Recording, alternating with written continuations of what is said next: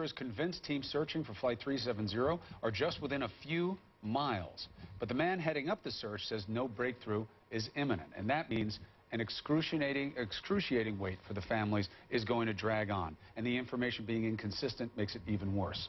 Now, Philip Wood was an American IBM executive who was on that flight. His partner is Sarah Bajak, and she's joining us now from Beijing. Sarah, thank you for joining us. It's good to have you back on the show, but as always, not under these circumstances. How are you holding up?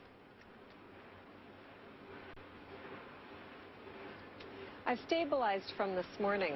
You know, every time some official gives one of those absolute statements of, we're sure it's the pings from the black box, or we're sure it's into the ocean, we all crash.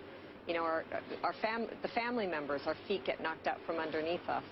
But then it always ends up reversing itself, and then they step back from it. So I guess I've stabilized from this morning. What do you tell yourself? Do you say this is because this is a very complex situation? Do you say this is because this is an unsophisticated group dealing with it? Or do you believe it's because of some worse motivation?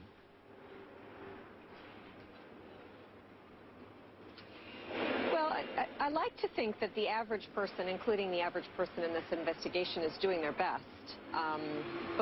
But when nothing is making sense, even smart people can't make sense of it, then, you know, we're all just kind of guessing and grasping at straws. And, you know, one of the negative parts of our constant communication is that we all feel the need to move things ahead. So I think sometimes what's happening is officials are feeling like they need to make some statement before they actually have any proof. And honestly, that's not helping anything. False progress. I agree with you, and that's why we try here on New Day. We're constantly testing the information as opposed to fueling speculation. It sounds like it could be the same thing, but it winds up being very different, because what we're trying to do is make sure that every step that's taken is a sure one. And I know that you're asking questions as well. What are the questions that you have? Well, most of the questions that I and the other family members have is the why not questions. So, you know, everybody's convinced it's in the water. Well, why could it not be in the water, right? They've made a set of conclusions, foregone conclusions, that it's in the water, but there's no evidence to support that per se. And, you know, why have they not investigated other chains? And why do they keep, you know, making pronouncements when they really don't have evidence? Are they trying to close this case out earlier than is due?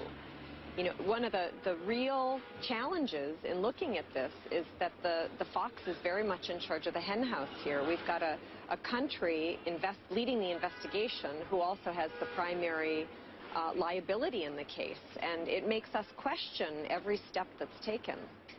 It's understandable in your position. Do you believe that the information about all these new terms that we hear, pings and handshakes and different coordinates that are leading this cooperative team of investigators down into this southern route, do you believe they're just wrong about those? I don't know if they're wrong. I just think that they're awfully certain without evidence.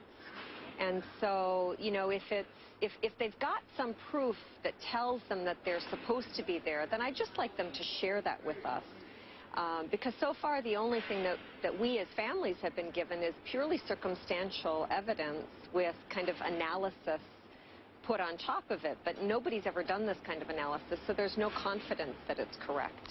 There's something inside of you, whether it's sentiment or it's some type of intuition, that you feel that Philip is still alive somewhere.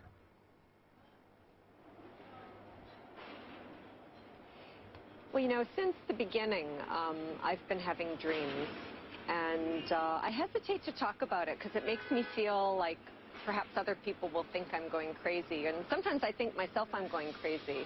But then I have friends come out of the woodwork, people who've known Philip for, you know, 30, 40 years, or who have just met him in the last year or two, and they're starting to share those same kinds of feelings with me. And at a certain point, you have to start listening to that, because none of the experts and facts are getting us anywhere. So maybe people's feelings, maybe their connections between humans are telling us something that our eyes and ears can't tell us. Well, look, one thing we know for sure is nobody has any right to judge someone in your position, no matter what they feel. So whatever's going inside of your head and your heart, whatever works for you works for you. And until we have sure answers, there's no proper course to be following. There's no better thing that you could be doing than what you're doing right now. So if we can help by passing questions along and getting information that the families want, you let us know. You know you have an open channel here. And we wish you well until we get some answers. Thank you very much. Keep investigating this, please. We will, Sarah. Take care. Kate?